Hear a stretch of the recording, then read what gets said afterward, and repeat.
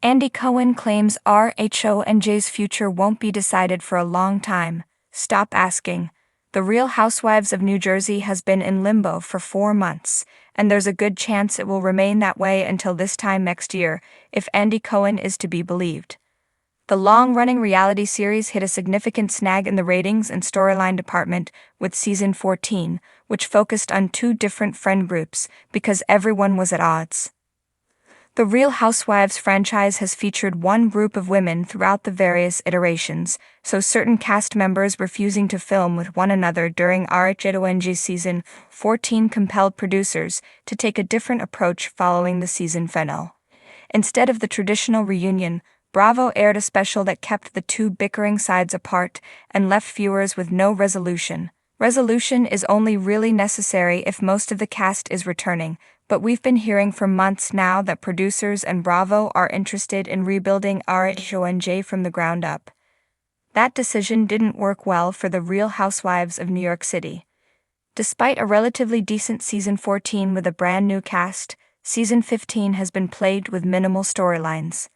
There's a genuine possibility that the Big Apple set entry will cease to exist in a few weeks. RHONJ has one thing going for it. It does pull in decent numbers compared to the other cities, which have cratered in the traditional ratings this season. Andy Cohen vents his frustration about continued questions about RHONJ. However, Andy Cohen seems to be growing tired of reporters and fans' continued questions about the show's future. Initially, he indicated that decisions about the show would come in early 2025, but he's now gone on record, stating that an update isn't coming for a long time. "You're not gonna get it for like a year, so everyone stop asking," he told Us Weekly in response to a question about when we might expect fresh intel. "And I keep saying you are going to get nothing, so stop asking," he added. If an update isn't made until late 2025, RHONJ will not be able to return to the air until sometime in 2026. If that is the case, we could expect many of season 14's cast back. Producers could hold out for a while in hopes that Teresa Giudice and Melissa Gorga will be open to mending fences because, let's face it, their livelihoods depend on the show sticking around at this point. RHONJ season 15 may not even happen. As the longest-serving cast members, they must be paid a lot of money to bicker on-screen all season long, so it's hard to imagine them walking away. While a whole show reboot could move the show in the right direction, viewers may give up and move on to other shows. It will be an interesting year ahead because we can't wait to hear what producers and the network have planned for RHONJ season 15. Andy Cohen sat cross-legged on the plush, gray couch of his New York City office, the skyline of Manhattan glimmering behind him. His demeanor, usually buoyant and playful, was tinged with a mix of exasperation and bemusement as he recorded a quick Instagram story. "Okay guys, let's talk about the thing you won't stop DMing me about," he began, his tone towing the line between amused and fed up. The future of RHONJ.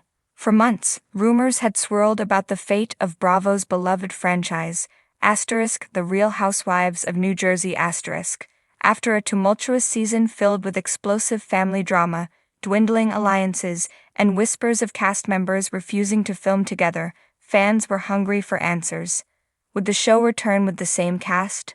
Would Bravo take a dramatic turn and start fresh? Or, in the most dramatic twist of all, would the franchise's iconic Garden State edition come to an end?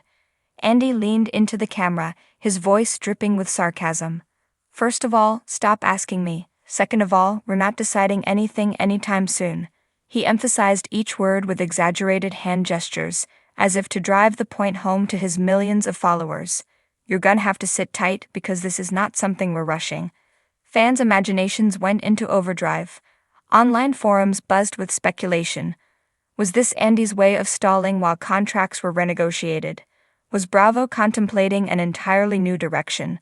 Or was it simply that the network couldn't figure out how to navigate the messy feud between Teresa Giudice and Melissa Gorga, a rift so deep it had practically split the fandom in two?